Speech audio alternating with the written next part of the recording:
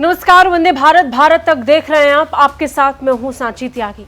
जिन देशों ने भारत को अंडर एस्टिमेट करने की कोशिश की है, आज उनको मुंह तोड़ जवाब देने के मूड में भारत नजर आ रहा है। भारत इस बार आपको डिफेंसिव नहीं, बहुत एग्रेसिव नजर आ रहा है। जहां जिसने आंख उठाने की या फन उठाने की कोशिश की, भारत उसे वहीं कुचल रहा है। हम ये तुर्की के संदर्भ में देख सकते हैं, पाकिस्तान के संदर्भ में देख ही चुके हैं, लेकिन अब बारी बांग्लादेश की है। ये बांग्लादेश पिछले कुछ दिनों में बहुत फड़फड़ा रहा था, बहुत उछल कूद कर रहा था। भारत बहुत संयम के साथ, शांति के साथ बांग्लादेश को सिर्फ चेताता रहा, राजनयिक स्तर से अपनी बात कन्वे करता रहा।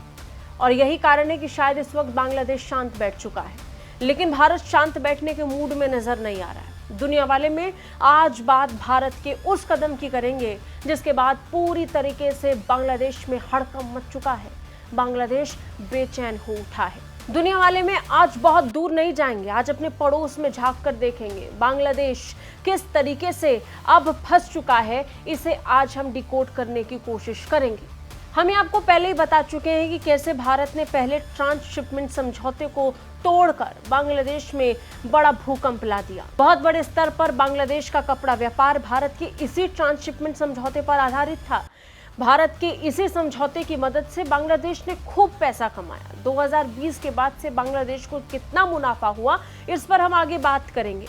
लेकिन जिस बांग्लादेश ने भारत को चेतावनी देने और भारत को आंख दिखाने की कोशिश की, अब वो कितना बड़ा खामियाजा भुगतने वाला है, ये हम आपको बताएंगे। बांग्लादेश ट्रेड के लिए भारत पर निर्भर है, लेकिन ये जरूरत भारत की नहीं है। भारत बांग्लादेश पर व्यापार के लिए निर्भर नहीं है।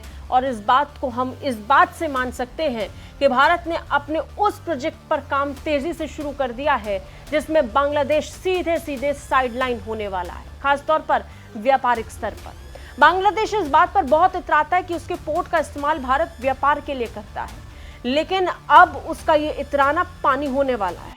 हवा हो जाएंगी ये सारी बातें, क्योंकि बांग्लादेश को साइडलाइन करते हुए भारत ने अब खुद का एक ऐसा कॉरिडोर बनाने का फैसला किया है जिसमें बांग्लादेश साइडलाइन हो जाएगा। और ये प्रोजेक्ट है Kaladan multi modal transit transport project. जी हां, भारत ने कालादान मल्टी मॉडल प्रोजेक्ट पर काम तेज कर दिया है। इसका उद्देश्य म्यांमार के सितवे बंदरगाह के जरिए कोलकाता को मिजोरम से जोड़ना है। ये परियोजना, जो कोलकाता और पूर्वोत्तर राज्य के बीच की दूरी को काफी हद तक कम करती है, आंशिक रूप से यह पूरी हो चुकी है। और भारत सरकार अब बाकी के खंडों को पूरा करने के लिए पूरी तरीके से इस प्रोजेक्ट में खुद को झोंक चुकी है। यानी बांग्लादेश पर से निर्भरता को जीरो करने की तैयारी भारत यहां से कर चुका है। बांग्लादेश की अंतरिम सरकार के मुख्य सलाहकार मोहम्मद यूनुस ने कुछ महीनों पहले एक बयान दिया था। वो चीन के दौरे पर गए थे और इसी दौरान उन्होंने भारत के 7 राज्यों, नॉर्थ ईस्ट राज्यों को लेकर एक ऐसा बयान दिया जिसके बाद भारत का खून खौल उठा था। आपको ये तुरंत किसी बयान के जरिए से भले ही नजर ना आया हो, लेकिन उसके तुरंत बाद जो भारत ने फैसले लिए हैं उससे ये साफ जाहिर हो रहा है। नतीजन वो बांग्लादेश जो हर दिन भारत को आंख दिखा रहा था, जो हर दिन भारत को लेकर उल जलूल बयानबाजी कर रहा था, वो अब चुप बैठा हुआ है। बांग्लादेश कैसे साइलेंट मोड पर चला गया और उसका कारण क्या है, ये आपको बहुत जल्द समझ में आ जाएगा। शुरुआत कुछ महीने पहले से करते हैं। बांग्लादेश की अंतरिम सरकार के मुख्य सलाहकार मोहम्मद यूनुस ने कहा कि हमें भारत के नॉर्थ ईस्ट की जरूरत नहीं है, हम इसको काट सकते हैं, चीन के साथ हाथ मिलाइए, नॉर्थ ईस्ट हम पर निर्भर है, वगैरह वगैरह करके जो टिप्पणी की गई, उसके बाद भारत को गुस्सा आ गया। नतीजन भारत ने ट्रांसशिपमेंट समझौते को रद्द करने का फैसला किया। यानी भारत किसी दूसरे देश के लिए बांग्लादेश के व्यापार को अपनी धरती का इस्तेमाल नहीं करने देगा, ये साफ हो गया था। इसकी वजह से बांग्लादेश के कपड़े व्यापार को भारी नुकसान हुआ। लेकिन बात सिर्फ इतनी नहीं है। ये विवाद तब शुरू हुआ जब मोहम्मद यूनुस ने एक ऐसा बयान दिया जिसके बाद भारत में खलबली मच गई। मोहम्मद यूनुस ने नॉर्थ ईस्ट को लेकर कहा था कि भारत के 7 राज्य जो भारत के पूर्वी हिस्से में हैं और जिन्हें 7 बहनें कहते हैं, वे जमीन से घिरे हुए हैं। उनके पास समंदर तक जाने का कोई रास्ता नहीं है। हम इस पूरे इलाके के लिए समंदर तक पहुंचने का इकलौता रास्ता है। इससे बहुत सारी संभावनाएं खुलती हैं। इससे चीन की अर्थव्यवस्था का विस्तार हो सकता है। चीजें बनाइए, सामान तैयार कीजिए, बाजार में लाइए, चीजों को चीन ले जाइए और फिर वहां से पूरी दुनिया को भेजिए। मोहम्मद यूनुस ने यह बयान तो दे दिया, लेकिन उसको ये लगा कि भारत को वो एक दबाव में घेर सकता है। लेकिन इसके उलट हुआ क्या? बांग्लादेश अलग थलग हो गया। एक दिन के अंदर भारत ने ऐसा रियलिटी चेक बांग्लादेश को दिया कि बांग्लादेश चुप कर बैठ गया है। इस समय कोने में चुप कर बैठे मोहम्मद यूनुस सिर्फ और सिर्फ पूरी दुनिया में घट रहे घटनाक्रम को बहुत शांति के साथ देख रहे हैं और बदलाव वो महसूस कर पा रहे हैं। नतीजन भारत ने Kaladan multi modal transit transport project को एक्टिवेट कर दिया। ये परियोजना कोलकाता और पूर्वोत्तर राज्यों के बीच की दूरी को काफी हद तक कम कर देती है। आंशिक रूप से पूरा हो चुका ये प्रोजेक्ट अब बांग्लादेश को बेचैन कर रहा है। अप्रैल में भारत ने 2020 के ट्रांसशिपमेंट समझौते को खत्म कर दिया था, जिसकी वजह से काफी नुकसान बांग्लादेश को हुआ और फिर पिछले हफ्ते भारत ने बांग्लादेश के सामानों पर जमीनी बंदरगाहों के जरिए प्रतिबंध लगा दिए। ग्लोबल ट्रेड रिसर्च इनिशिएटिव के अनुसार इससे $770 मिलियन के सामान पर असर पड़ने की संभावना है, जो कुल द्विपक्षीय आयात का लगभग 42% है। फिलहाल संकरा सिलीगुड़ी कॉरिडोर, जिसे चिकन नेक के नाम से जाना जाता है, पूर्वोत्तर भारत को देश के बाकी हिस्सों से जोड़ने वाला एकमात्र भूमार्ग है। अन्य सभी भूमार्ग बांग्लादेश से होकर गुजरते हैं।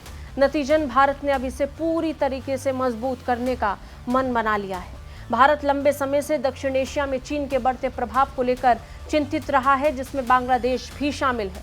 लेकिन अब कालादान परियोजना भारत को और मजबूती देगा और बांग्लादेश और चीन की बेचैनी बढ़ाएगा। बांग्लादेश को दरकिनार करने की भारत की रणनीति का केंद्र बिंदु यही Kaladan multi modal transit transport project है, जो म्यांमार के रास्ते मिजोरम से जोड़ने की $500 मिलियन की पहल है।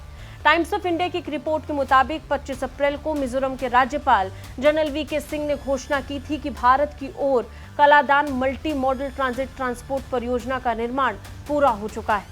इसके बाद पिछले सप्ताह केंद्रीय मंत्रिमंडल द्वारा greenfield Shillong Silchar high speed corridor, Mizoram के आइजोल से मध्य असम और मेघालय के शिलांग समेत पूर्वोत्तर के बाकी भागों तक मार्ग का विस्तार करके KMMTTP को बढ़ाने के लिए तैयार है। इस प्रोजेक्ट को लेकर NHIDCL के अधिकारी ने बताया कि कालादान परियोजना की मदद से बांग्लादेश पर निर्भर हुए बिना विजाग और कोलकाता से माल पूर्वोत्तर तक पहुंचाया जा सकेगा। हाई स्पीड कॉरिडोर सड़क के माध्यम से माल का परिवहन सुनिश्चित करेगा, जिससे क्षेत्र में आर्थिक गतिविधि को बढ़ावा मिलेगा। यानी इस चिकन नेक का इस्तेमाल अब भारत बड़े स्तर पर व्यापार के लिए करने वाला है। इस बात से बांग्लादेश और चीन को काफी नुकसान होने वाला है, क्योंकि चीन जो प्रेशर क्रिएट करने की कोशिश इसी चिकन नेक के लिए भारत पे कर रहा था, वो पूरी तरीके से उल्टा पड़ चुका है। चीन बांग्लादेश की मदद से इस दबाव को बढ़ाने की कोशिश कर रहा था। बांग्लादेश के चीन के करीब जाना लोगों को लगा कि भारत को एक सेटबैक हो सकता है। बांग्लादेश अपने एक सहयोगी को खो रहा है, लेकिन बांग्लादेश जो अपनी रास्ते से भटक चुका है, उसे जगह पर लाने के लिए कोई भी वायलेंट कदम नहीं उठाया है। भारत ने रणनीतिक लिहाज से एक एग्रेसिव कदम उठाया, उस कॉरिडोर के निर्माण पर काम तेज कर दिया, जिसकी मदद से बांग्लादेश को पूरी तरीके से साइडलाइन किया जा सकता है। अब यहाँ भारत ने तो अपना विकल्प ढूंढ लिया, लेकिन बांग्लादेश के पास अब भी विकल्प का अभाव है। चीन का चाहे वो जितना जिक्र कर ले, लेकिन जो अच्छा खासा खर्च चीन के जरिए से बांग्लादेश पर आने वाला है, बांग्लादेश उसके लिए तैयार नहीं है। नतीजन Kaladan multi modal transit transport परियोजना बांग्लादेश के लिए रही सही मुसीबत को भी और बढ़ाने वाला साबित होगा। इससे पहले भारत ने बांग्लादेश के साथ अपने व्यापार को काफी कम कर दिया था। बांग्लादेश की इकोनॉमी की रीढ़ कहे जाने वाले रेडीमेड गारमेंट्स पर भारत की सबसे बड़ी स्ट्राइक थी, जिसमें ट्रांसशिपमेंट समझौते को रद्द करने का फैसला शामिल था। भारत द्वारा दी जाने वाली सुविधा की मदद से बांग्लादेश यूरोप, अमेरिका, यहाँ तक कि बाकी देशों तक भी अपना व्यापार बढ़ाता था, यानी खासकर अपने कपड़े को दुनिया तक पहुंचाता था। भारत को इससे बहुत कम फायदा होता था। सबसे ज्यादा मुनाफा अगर कोई कमाता था तो वो बांग्लादेश। नतीजन बांग्लादेश ने भारत से दुश्मनी मोल लेकर अपने लिए सबसे बड़ी व्यापारिक चोट हासिल कर ली। बता दें, बांग्लादेशी कारोबारी अपने सामानों को बेचने के लिए भारतीय जमीन का इस्तेमाल करते थे। भारतीय रास्तों के जरिए सामानों को भारतीय बंदरगाहों और एयरपोर्ट पर लाया जाता था और उसके बाद सामानों को संयुक्त अरब अमीरात, ब्रिटेन, अमेरिका और फ्रांस भेजा जाता था। बांग्लादेश का कपड़ा व्यापार विश्व स्तर पर दूसरा सबसे बड़ा रेडीमेड गारमेंट निर्यात क्षेत्र माना जाता है, जिसे देश की अर्थव्यवस्था का रीढ़ भी कहते हैं। 2023 और 24 में बांग्लादेश ने लगभग $47 बिलियन मूल्य के कपड़ों का निर्यात किया, जिसके कुल निर्यात का 84% से अधिक रहा है। ये क्षेत्र यूरोपीय संघ, संयुक्त राज्य अमेरिका, कनाडा जैसे बाजारों पर केंद्रित है और ये 4 मिलियन से ज्यादा लोगों को रोजगार देता है। भारत ने बांग्लादेश को दी जाने वाली ट्रांसपोर्ट शिपमेंट सुविधा खत्म करने के बाद बांग्लादेश को सबसे बड़ी चोट दी। भारत ने अपने पिछले कुछ फैसलों से ये साबित कर दिया कि अगर भारत की नॉर्थ ईस्ट पर किसी ने आंख उठाने की भी कोशिश की तो उसका माकूल जवाब उसे दिया जाएगा। बांग्लादेश हर दिन जिस तरीके से एक एक कर बयान देने की कोशिश कर रहा था और भारत पर प्रेशर क्रिएट करने की कोशिश कर रहा था, वो उल्टा पड़ रहा है। पूरी दुनिया में बांग्लादेश पहले ही अलग थलग हो चुका है। रही सही कसर अब भारत उसके लिए पूरी कर रहा है। जिस स्तर पर व्यापारिक चोट बांग्लादेश को पहुंच रही है, उसके बाद बांग्लादेश के पास भारत के सामने आकर मदद मांगने के अलावा अब और कोई विकल्प नहीं बचा है। चीन भी इसे इस व्यापारिक चोट से बचा नहीं सकता है। आपको क्या लगता है? कमेंट करके हमें जरूर बताइए। जय हिंद।